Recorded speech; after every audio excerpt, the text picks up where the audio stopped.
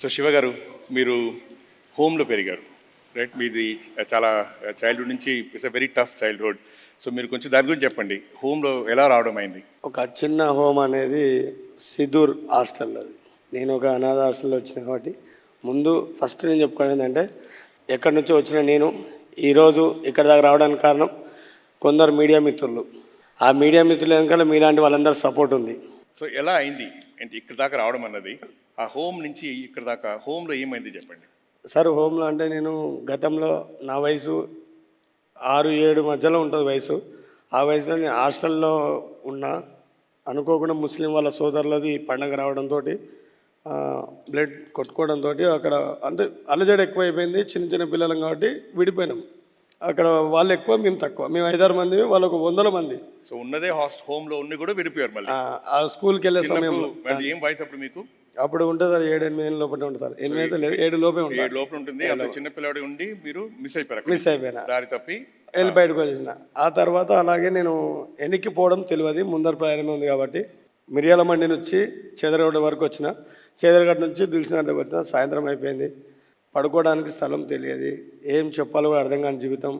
ఎవరైనా అడగాలన్నా పెడతారా పెట్టకుండా తెలియదు. అంటే అలాంటి ఏజ్లో నేను బయటకు వచ్చిన కాబట్టి ఆ రాత్రి 10 అట్లా సమయం. అంటే చాలామంది పక్కన వాళ్ళు, ఈ పిల్లోడు ఉన్నాడు ఎవరు అని చేర తీసుకునే కూడా అవకాశం లేని సమయంలో పిట్టలు పూలు పళ్ళు అమ్మే వాళ్ళు, ఏ అమరా బచ్చా అని వాళ్ళు మాట్లాడుకొని నన్ను వాళ్ళ పిల్లల్లో నన్ను కలిపేసుకోరు.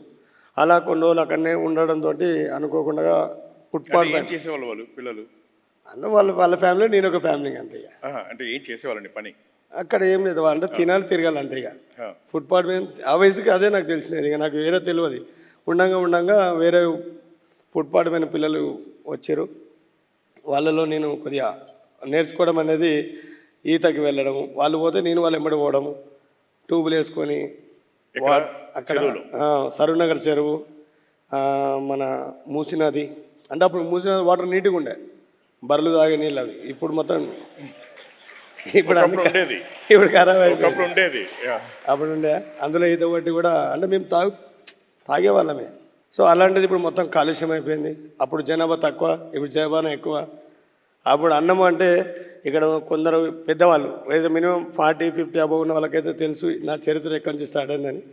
అలాంటి వాళ్ళు ఎవరైనా బయట నుంచి వస్తే ఆకలి అవుతుందమ్మా అంటే ఇంటి ముందర కూర్చోబెట్టి ఒక 10 మంది కలెక్షన్ చేసి వాళ్ళ ఊరికి తరలించే సమయం. అప్పుడు దారి తప్పిపోయి రోడ్లో ప్లాట్ఫామ్ నుండి కూడా ఎవరో ఒకరు మిమ్మల్ని చూసుకున్నారు. సార్, నేను ఫుట్పాత్ పైన ఉన్నప్పుడు అక్కడ ఒక 15 మంది పిల్లలను జమ అయ్యి కొద్దిగా రహదారులు అంటే కొద్దిగా వేరే రూట్లో పోయేవాడిని. అది పోకుండా దానికి అంటే తప్పు చేసిన వాడు దొంగ, తప్పు చేయని వాడు మంచి నిజాయితీ మంచి. అది నాకు కొంచెం తెలుసుకోవాల్సిన అవసరం వచ్చింది. ఆ 4 పిల్లలు పండ్లు పొలాలు దొంగతనాలు చేస్తుంటే నేను వాళ్ళ వెంబడి ఉంటాను. నేను కూడా ఒక దొంగలాగా మారిపోవాల్సి వచ్చింది. సో అది నాకు సెట్ కాలేదు. అక్కడ నుంచి మేము ఇది బాగలేదు అనుకున్నప్పుడు భారతీయుడు సినిమా వచ్చింది, కమల్ హాసన్ది. ఆ సినిమా చూసి కొంచెం అంటే గెటప్లు ఇవన్నీ మార్చుకున్నాలి, బాగుండాలనేది కొద్దిగా ఆలోచన పెరిగింది. నా జీవితానికి ఎక్కువ ఇంప్రెస్మెంట్ కావడానికి కారణం కొండవీడి దొంగ సినిమా, చిరంజీవిది. అందులో ఒక పాట ఉంటుంది, జీవితమే ఒక ఆట సాహస వైపు బాట ఉన్నన్నాళ్ళు ఉండేవి మీకు కన్నీళ్ళు. అంటే నా జీవితం సాటిస్ఫైడ్ చేయడం, అది ఆపోజిట్ మనిషి కన్నీళ్ళలో ఉండకూడదు నా ఫీలింగ్. అప్పుడు ఏం వయసు మీకు? అప్పుడు 8 సంవత్సరాలు సార్. సో చిన్నప్పుడే కొంచెం అలా మీకు వచ్చిందనమాట, తప్పు చేయకూడదని. అక్కడి నుంచి మీరు వచ్చేసారు. చెదరగడ్డలో అనాథ పిల్లలది ఫౌండేషన్ ఉంది, సిద్ధూర్ హాస్టల్. వాళ్ళు తీసుకొచ్చి మమ్మల్ని పెట్టుకొని కొద్ది రోజులు మాకు క్రమశిక్షణ పెట్టడం, ఫుడ్ పెట్టడం, హెయిర్ స్టైల్ మంచిగా ఉండడం అక్కడ ఓకే బాగున్నాయి. ఆ తర్వాత నేను ఖైరతాబాద్ రావడం అంటే షిఫ్ట్. చిన్నపిల్లలు పెద్ద పిల్లలు ఒక దగ్గర వాళ్ళు, మా దగ్గర వేరే వాళ్ళు రావాలి. అంటే మేము వాళ్ళకి సీనియర్ అయిపోయినా వేరే పిల్లలు చాలామంది ఫుట్పాత్ పిల్లలు వస్తున్నారు. ఉండడానికి చిన్న రూమ్ అనమాట. ఈ హాస్టల్ ఇచ్చిన గొప్ప వ్యక్తులు ఆ ల్యాండ్ వాళ్ళ మొక్కలు మమ్మల్ని ఆదుకున్న వాళ్ళు గొప్ప వ్యక్తులు. మాకు నేర్పేయడం అదే నేర్పించారు. మీరు అక్కడి నుంచి బయట ఎలా పడ్డారు అంటే ఎవరి వల్ల మీరు? సార్, నేను ట్యాంక్ బండ్కి వచ్చిన తర్వాత ఈ ఫుట్పాత్ జిందగీ చేస్తుంటే ఒక సికింద్రాబాద్ కంటే హాస్టల్లో 5 రూపాయల భోజనం. అంటే వాళ్ళు అనాథ హాస్టల్ అయినా కూడా కొద్దిగా 5 రూపాయలు కలెక్షన్ ఇవ్వాలన్నమాట. నైట్ ఉంటారు అక్కడ పడుకోవడానికి, భోజనం పెడతారు. కానీ డే టైంలో ఏమైనా చేసుకుని కొంచెం డబ్బులు తీసుకొచ్చి 5 రూపాయలు ఇవ్వాలన్నమాట. సో అలాంటి 5 రూపాయల కొద్దిగా సంపాదించాలని చెప్పేసి సికింద్రాబాదు రైల్వే పట్టాలంటే ఖైరతాబాద్ టు సికింద్రాబాద్ జమ్ సిటీకి అదే లైనింగ్ మొత్తంగా తిరుగుతుంటే ఒక అక్క కనబడ్డది. ఆ అక్కకి ఒక పాప, తనతో ఉండడంతో ఒక పెద్ద మనిషి చూడడం జరిగింది. అతని పేరు కృష్ణ, ఒక ఇజిడా. అతను బతుకుంటే ఈరోజు ఇది ఉంటుండే, తను లేడు, చనిపోయిండు. ఆ తర్వాత బాబుని ఇది పద్ధతి కాదని చెప్పి చెప్పడంతో నా జీవితానికి ఒక శ్రీకారం చుట్టిన మనిషి ఆయన. ఆయన ఆయన ఆయన వల్ల మీరు కొంచెం వీళ్ళంతా వదిలేసి వీళ్ళందరినీ కొంచెం బయటపడ్డారు. మొత్తం ఆయన చెప్పేసి కంప్లీట్గా హాస్టల్ పట్టుకొచ్చి తను చేసే వరకు ఇది కాదు అండి అని చెప్పడంతో అంటే ఏమైనా తప్పు చేసిండా మీ దగ్గర అన్నట్టుగా మాట్లాడండి మా వార్డెన్. లేదు లేదు, తను రోడ్డు పైన రాంగ్ రూట్లో వెళ్తుండో, అది పద్ధతి కాదు. తను చేసే కార్యక్రమాలు వేరే ఉన్నాయి, తనకి ఎంత డబ్బులు కావాలన్నా ఖర్చు పెడతానికి, తన తిండికే కదా నేను పెడతా అని చెప్పేసి ముందుకు వచ్చిన దాత, ఫస్ట్ దాత నాకైనా. అతని ద్వారా నేను తెలుసుకున్న లైఫ్ అంటే ఇది కాదు, ఇంక మారాలి. సో సాక్షాత్తు అతను అర్ధనారీశ్వరుడు, అంటే అటు మొగ కాదు ఇటు ఆడ కాదు, అలాంటి లైఫ్లోకి వెళ్ళి నాకు చూపించిన ఒక గొప్ప దాత. అక్కడి నుంచి ఇటు ఖైరతాబాద్ వైపు వచ్చేసారు సార్. మొదటిసారి మీరు అంటే ట్యాంక్ బండ్లో దూకడం అన్నది ఎలా జరిగింది? సార్ నాకు ఇప్పుడు ఒక మామూలు సాధారణ వ్యక్తి నాకు అన్నం పెట్టడానికి ఆస్కారం చూపించినప్పుడు నేను కష్టపడి ఒళ్ళొంచి పని చేయాల్సిన అవసరం నాకు ఉంది. ఆ కృష్ణ వల్ల మీకు అనిపించింది నేను కష్టం చేయాలి అని. నేను కష్టం చేయాలి కాబట్టి నేను ఖచ్చితంగా 10 మందికి నేను ఈ శరీరం ఇంకో శరీరాన్ని సాయం చేయాలి అనేది నా తపన లోపల జరిగింది. కాబట్టి తినడం పడడమే కాదు, మనకు కూడా ఒక హద్దులు పద్దులు ఉంటాయి. దాన్ని సక్రమంగా చేరుస్తూనే ఈరోజు ఎక్కడనో ఫుట్పాత్ మీద ఉన్న నేను ఈరోజు ఇక్కడ దాకా వచ్చినంటే కారణం ఈ అనాథ శవాలే నాకు అన్నదాతలుగా, నా అన్నదమ్ములుగా, నా అక్క చెల్లెళ్ళుగా వాళ్ళ ఆత్మలకు శాంతించాలి, వాళ్ళు బాగుండాలి. ఎందుకంటే ఈ చనిపోయిన ఒక అమ్మాయి ఈరోజు నేను ప్రపంచానికి కనపడుతున్నా అంటే ఈ అమ్మాయి. ఈమెకి 18 సంవత్సరాలు, ఆ తల్లి ఎవరి పిల్ల కూడా తెలియదు. నన్ను ఈరోజు ఇంతెత్తుకి తేవడానికి కారణం ఆమెని. ఒక తల్లిలాగా, ఒక ఎన్ఆర్ఐ మనిషి పాపం ఆమె ఒక తప్పుదారిలో పడి అనుకోకుండా చనిపోయింది. అది ఈ శివకి ఒక చెల్లెలుగా, ఒక కూతురుగా నా తండ్రి స్థానం చూపించిన ఈ అమ్మాయి ఈరోజు మీ అందరికీ కనబడుతున్న శివ. అంటే ఎవరో మీకు చూపిన దారి, అంటే కృష్ణ కాకుండా ఒక అమ్మ ఎవరో వచ్చి మిమ్మల్ని చూసి తీసుకుని ఒక కొడుకులాగా చూసుకున్నారు. అవును సార్. ఇప్పుడు అది చేస్తున్న పని అంటే నేను 4 గోడల మధ్యలో నలిగిపోతున్నా. 4 గోడల మధ్యలో కనపడాలని చెప్పేసి కరోనా టైంలో ఎన్డీటీవీ మేడం ఫస్ట్ మాట్లాడినామని మా కుటుంబంకి పరిచయం చేసింది. ఈ కరోనా ఎవరు లేరు, రోడ్ అంతా ఖాళీ ఉంది, కానీ ఇక్కడ పిల్లలు తిరగాడుతున్నారు, ఎవరు వీళ్ళందరూ ఎవరు అని చెప్పేసి ఆమె ఇంటర్వ్యూలో మమ్మల్ని గుర్తించి ఇక్కడ చాలామంది కుటుంబం బతుకుతుందని కేటీఆర్ గారికి, కేసీఆర్ గారికి, మన తెలంగాణ యావత్తు ప్రపంచానికి పరిచయం చేసిన వ్యక్తి ఆమె మేడం. ఆమె చూసిన తర్వాతనే ప్రతి ఒక్కరికి ఉమా మేడం అంటున్నారు. అలా నేను ఈరోజు మీ అందరు రావడానికి కారణం వాళ్ళే. ఆమె వచ్చిన తర్వాతనే అన్ని మీడియాలు, అన్ని ఛానల్స్, ఓవరాల్గా ఉన్న ప్రతి ఒక్కరు నన్ను ఆదరించారు. బీబీసీ దాకా, బీబీసీ న్యూస్ కూడా వచ్చింది సార్. అల్లే అదే ఆ మేడం తర్వాత వీళ్ళు వచ్చారు. ఆ బీబీసీ వచ్చిన తర్వాత ప్రతి ఒక్క ఛానల్కి సపోర్ట్ చేసింది. మీడియా మిత్రులు అందరు కలిసి అందరికీ చేతులైతే మొక్కుతున్నా, మేడం మీరు ఎక్కడున్నా బాగుండాలి, మీ కుటుంబ సభ్యులు అందరు బాగుండాలి. మీరు ఒక్కటి మళ్ళీ చెప్పండి, మొదటిసారి మీరు ఇంకా అంటే మీరు ఇంకా పెద్ద పిల్లవాడు అవ్వలేదు అప్పుడు? లేదు సార్. మొదటిసారి దూకడం ఎలా అయింది, అంటే ఎందువల్ల ఎలా అయింది అది ఫస్ట్ టైం దూకడం? సార్ దూకడం అనేది ఒక విద్య నాది. అంటే ఎవరు పిలిచారు అప్పుడు ఇలా? ఎవరు అప్పుడు నేను కావాలని మొదటి డెడ్ బాడీ నేను ట్యాంక్ బండ్లో తీసిన సార్. అది అప్పుడు అక్కడ ఉండే గజ ఈతగాళ్ళకి ప్రాబ్లం ఏదైతే ఉందో వాళ్ళు కొంచెం సైడ్ అయిపోయారు. నేను కొత్తగా అంటే వెళ్ళిపోయి తీయడంతో వాళ్ళకి ఈరోజు డెడ్ బాడీ ఉంది, ఎవరు తీసారు అంటే వాళ్ళు కొంచెం నా మీద కోపంతో ఉన్నారు. ఎవరో వ్యక్తి వచ్చి తీసిండు, మనం తీయాల్సింది వాళ్ళు తీసారు అని చెప్పి నా మీద కోపం ఉంటే నేను వాళ్ళలో కలిసిపోవడం జరిగింది. అంటే గణేష్లో సీకులు తీసుకుంటా వాళ్ళతో ఫుట్పాత్ పైన ఉన్నప్పుడు పవన్ అనే అబ్బాయి దాంట్లో ఉన్నాడు అనమాట. పవన్ అనే పిల్లోడు, అతనికి ఒక 7-8 సంవత్సరాలు ఉంటాయి. అతను అమ్మ అనుకోకుండా ఈ పవన్ చనిపోయింది సార్. ఆ చనిపోవడము ఆ తల్లికి చాలా బాధాకరం. ఆ తల్లిని నేను కొడుకుగా, ఆమె నా స్వతంత్రం, నా తల్లిగా నేను స్వీకరించిన. ఈ రోజు నేను ఇలా చేయడానికి కారణం కూడా ఆ తల్లే. ఆ తల్లికి జరిగిన అన్యాయం. అప్పుడు మీకు వయసు ఏంటి? ఉంటుంది సార్, 9 దాటింటుంది సార్. 9 ఏళ్ళు దాటింటుంది. అక్కడి నుంచి మొదలుపెట్టిన రోడ్డు పైన ఫుట్పాత్ మీద చనిపోయిన వ్యక్తులని, రైల్వే ట్రాక్లో చనిపోయిన వ్యక్తులని, హ్యాంగింగ్ చేసుకునే వ్యక్తులని, అంటే నా పాపులారిటీ కాదు అప్పటికి. పాపులారిటీ అనేది మేడం ఉమా గారు వచ్చిన తర్వాతనే నాది పాపులారిటీ పెరగడం లేదు అంటే బట్ అక్కడ ట్యాంక్ బండ్లో పిలవడం ఎలా జరుగుతుంది? ఒక్కోసారి పిలుస్తారు మిమ్మల్ని, సార్ ఎలా ఎవరు పిలుస్తారు, ఎలా పిలుస్తారు? సార్ నాకు డిపార్ట్మెంట్ సార్ మెయిన్ నాకు ఎందుకంటే నేను ఈరోజు రుణపడి ఉన్నదంటే పోలీస్ శాఖ వారికి, తెలంగాణ డిపార్ట్మెంటు, మహేందర్ రెడ్డి, వాళ్ళందరికీ తెలుసు ప్రతి మీరు ఒక్కరు ఉన్నారు, ఇలా అవసరం వస్తే మీకు ఫోన్ చేసి మీరు వచ్చేస్తారు. ఇమ్మీడియట్లీ అంటే ఎక్కడైతే ఇబ్బంది ఉందో ఎవరు చేయలేని వ్యక్తి అంటే అక్కడ ట్రై చేస్తారు. వాటర్లో దూకి ఈత కొట్టేది వేరు, ఊపిరి బిగబట్టుకొని లోపలికి అండర్ వరల్డ్ లోపలికి వెళ్తే తేలాడికి వచ్చేది వేరు. సీకులు ఉంటాయి, రాడ్లు ఉంటాయి, సీస పెంకలు ఉంటాయి, ముళ్ళు, రేగి ముళ్ళు ఉండొచ్చు, చెట్లు కొట్టేసిన అలాంటి దాన్ని అక్కడ బ్రేక్ అయి కొంచెం చాలా నా ప్రాణానికి విలువైనది. ఈ ప్రాణం పక్క ప్రాణం కాపాడుతుంది. అంటే అవన్నీ చూడకుండా దూకేస్తున్నారు మీరు ప్రతిసారి. ఒక అమ్మాయిని కాపాడడానికి పోయినప్పుడు నాకు షోల్డర్లోకి వెళ్ళి రాడ్డు దిగింది. అప్పుడే చనిపోవాల్సినవి. ఏ తల్లి గంగమ్మ తల్లి నన్ను కాపాడుకొని ఇంకా నువ్వు చేసేది చాలా ఉందని చెప్పేసి ఆపింది. నాకు ఒక అంటే ఒక ప్రాసెస్ చేయలేని విషయం ఏంటంటే, మీరు ఫస్ట్ టైం దూకినప్పుడు మీకు 9 ఏళ్ళ వయసా?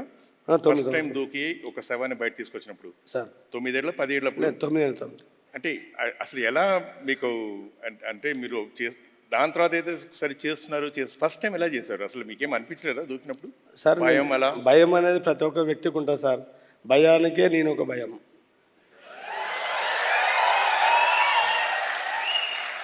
ఇప్పుడు నేను ముందే చెప్పినా కదా సార్, నాకు చిరంజీవి గారు అంటే ఇంప్రెషన్ ఎక్కువ. ఆయన చెప్పిన మాటలు, చేసే విధానం, నాకు లెక్కుంది, తిక్కుంది, చేసే పని కూడా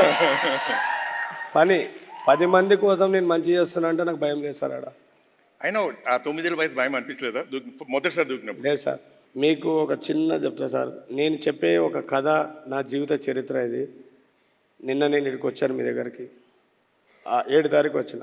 6వ తారీఖు నాడు మీరు అక్షరాలు వినాలి బ్రదర్స్, అమ్మ అక్కలు అందరు వినాలి. ఇది 6వ తారీఖు రోజు ఒక అమ్మాయి నాకు కాల్ చేసింది.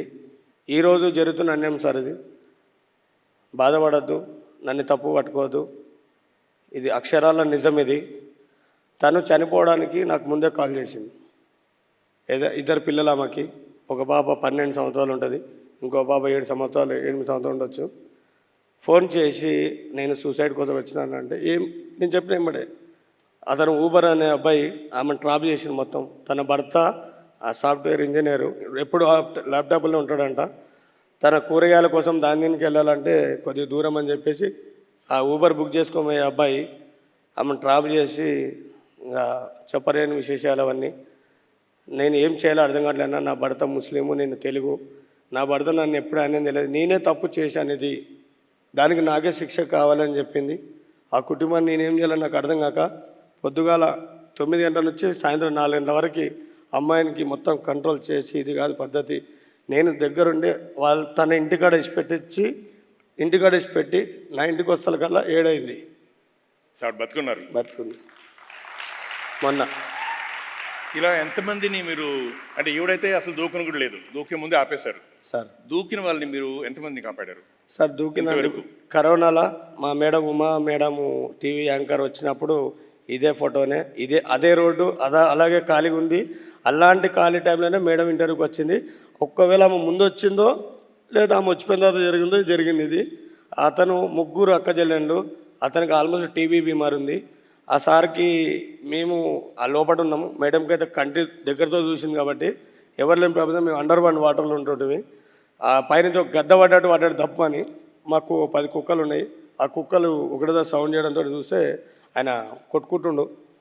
మా ప్రవీణ్ కుమార్ మా బాబుండి డాడీ ఇట్లా అనగానే ఆన్ ద స్పాట్లో అక్కడి నుంచి దూకేసి తీసి బయట పెట్టిన.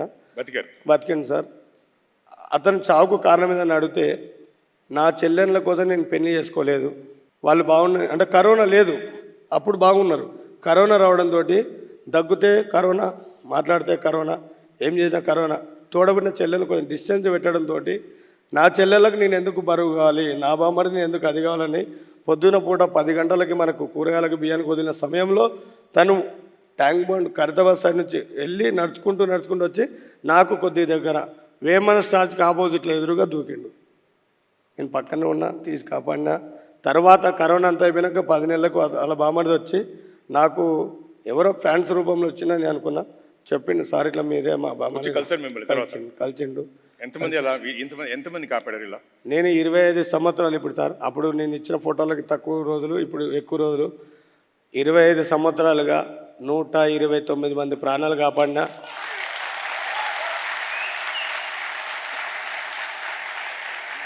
అండ్ దూకింది ఎన్నిసార్లు? ఒక 1000 సార్లు దూకి ఉంటారా? లెక్కలేదు సార్. లెక్కలేదు. సో 1000-2000 మందిని అట్లీస్ట్ 2000 మందిని మీరు ట్రై చేస్తుంటారు, బట్ బహుశా కాపాడలేకపోయి ఉంటారు. అంటే చనిపోయిన వ్యక్తులు వేలకు పైగా ఉన్నారు బ్రదర్. అలాంటి కుటుంబ సభ్యుల్లో నేను ఒకరిని, ఎందుకంటే నేను నా తమ్ముని కోల్పోయినా. అదే కరోనాలోనే నేను 101 మందిని దాన సంస్కారం చేసిన. చనిపోయిన వ్యక్తులు మీరే? నేనే. అంటే ఎవరు రాలేదని చెప్పేసి మీరే చేశారు? అదే సమయంలోనే కేటీఆర్ గారు, సోను సూద్ గారు వీళ్ళందరూ నన్ను ఇంప్రెస్మెంట్ చేసి శివాకి ఒక డబల్ బెడ్రూమ్ ఇవ్వాలి, తనకేం లేదని చెప్పేసి మా ఉమాదేవి మేడం పెట్టిన ఒక పేపర్కి అందరు కదిలి ముందరికి వచ్చి ప్రతి ఒక్కరికి అంటే చెయ్యండి, ప్రతి ఒక్కరు ఇక్కడున్న ఎంప్లాయీస్ మొత్తము ఆ వింటర్లో చూసిన ప్రతి ఒక్కరి ఒక్కొక్క ఇటుకనే నాకు ఈరోజు కేటీఆర్ డబల్ బెడ్రూమ్ ఇల్లు ఉంది, ఇల్లు ఇచ్చారు. కుటుంబం ఉంది, కుటుంబం ఉంది సార్. వచ్చారు, ఇక్కడ ఉన్నారా? నా ఫ్యామిలీ ఉంది సార్. ఉన్నారు సార్. నిల్చోండి ఫ్యామిలీ. ఇప్పుడు మీరు అడాప్ట్ చేస్తున్నారు ఇప్పుడు ఇందులో పిల్లలు, 2 పిల్లల్ని మీరు అడాప్ట్ చేస్తున్నారు. నా పిల్లలు, నాకు 4 కొడుకులు సార్. అంటే మీ పిల్లలు కాకుండా ఇంకొక 2 పిల్లలు మీరు అడాప్ట్ చేసుకున్నాను సార్. మిమ్మల్ని ఎవరో చూస్తున్నారు, ఇప్పుడు మీరు చూసుకుంటున్నారు. ఉమాదేవి మేడం ఇచ్చిన దెబ్బకి చాలా మంది అభిమానులు నాకు, అంటే ఒక వైరల్ ట్యాంక్ బండ్ శివన్న అనే దాంట్లో యూట్యూబ్లో చూసిన ఒక పాప, అక్కడ వేరే ఊరికి సంబంధించిన అమ్మాయి తన భర్తకి తాగుడు అలవాటు, వాళ్ళ అమ్మ వచ్చేసి కువైట్లో బతుకుతుంది.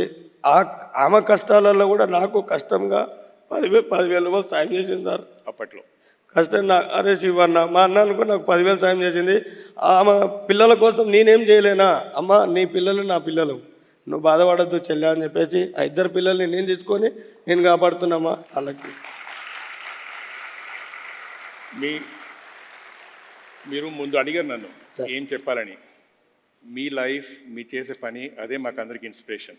శివ గారు, మీరు జీవితాంతం ఇవన్నీ చేస్తుండాలి, మాకు అందరికి ఇన్స్పిరేషన్. శివ